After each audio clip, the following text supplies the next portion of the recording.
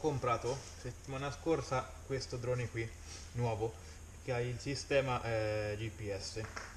Non sono molto pratico ancora con questo perché devo prenderci un po' la mano, infatti sto facendo qualche volettino per prenderci il via, insomma, e- e imparare a perfezionarmi con i comandi.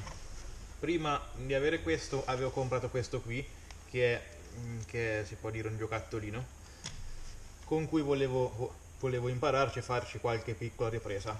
Però non ci sono mai riuscito perché ha avuto sempre 3500 difetti.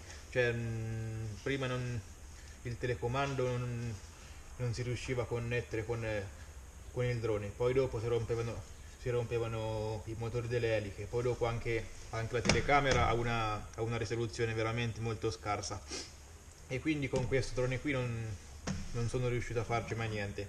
Adesso spero che con questo nuovo qui che ho comprato di riuscirci a fare qualcosa di buono. Attualmente questo, che era il primo drone che ho avuto, non funziona perché non riesco a riprendere, perché dopo 2 secondi che riprende si interrompe la visualizzazione sullo schermo del telefono, e poi non va più in elica, cioè non gira più questo motorino, quindi è giunta l'ora che